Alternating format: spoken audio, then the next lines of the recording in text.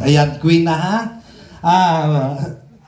Diwata para sa party, vendors party list. Ayan, magandang hapon po sa inyong lahat. Siyempre, alam niyo po kung bakit ako nandito dahil alam niyo man po lahat na isa akong vendor.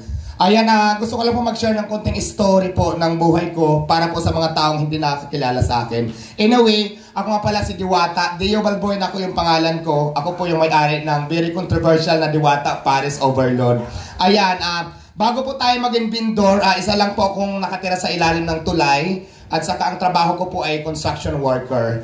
At nung during pandemic po, pinagbawal po yung construction. Bumalik ako sa ilalim ng tulay. Doon po ako nag-start magtinda sa halagang 5,000 lang. So bago ako maging Diwata Paris, ang tinda ko po muna ay sigarilyo lang at saka kape, soft drinks. Ayan, napalago ko lang napalago. Tapos sa kabutihan po ng ating Panginoon, kasi mayroon ako lang din ng trabaho, parang nagsanib puwersa kami para dagdagan yung at dinagdagan namin ng mga pagkain, nilagyan namin ng Paris sa tulong niya.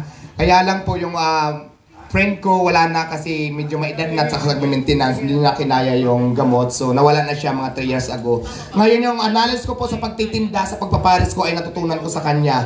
At ngayon po bilang manininda, sobrang dami po ng aking karanasan na kiniklearing ako, lahat ng mga paninda ko kinukuha, mga gamit ko, tinatapon. So napakahirap po talaga na mag-isa lang at walang kakampi. Kaya naman talaga nung narinig ko talaga na mayroong vendor party list, talagang pinuntahan ko talaga nung nakilala ko si Madam Malo, talagang para suportahan. Kasi bilang manininda na sobrang parang aping-api ako na wala akong kakampi. Pero ngayon talaga nagpapasalamat ako dahil magkakaroon na tayo ng boses ng mga vendors at kakampi ng mga vendors. Ay walang iba kundi si Madam Malo Patana na siya po ang magtatanggol sa atin lahat na manininda. At syempre nakilala ko si Madam Malo, napakabait at napakadaling lapitan. Kaya deserve talaga natin, hindi lang natin suportahan, ipapanalo natin si Madam Malo Lipana. Di ba? Tama po ba?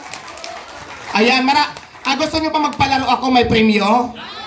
Ayan, sige. Kasi madalas ko na itong ginagawa para hindi naman tayong boring. Kaya lang para kumakain pa yata tayo. Magpapalaro ako, may premyo 5,000. O sino gusto sumali? Wala, kayo na lang, magkasama ko. Mayroon bang gustong sumali sa palaro ko? Ayan, sige, siguro ayan, ikaw te. May premyo to ha, at saka ikaw. Madali lang ang palaro natin. Ikaw ate naka-green. Ayan, ikaw, kasama ka. Madali lang to, madali. Ayan, dito tayo sa may harapan.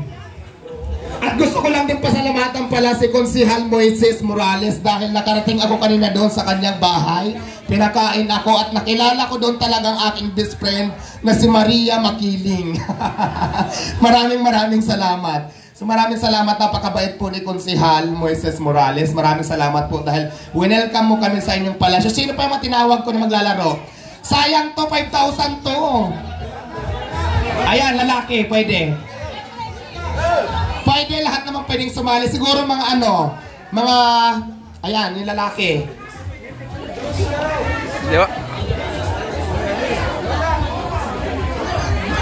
Ayan, sige kuya, sali ka.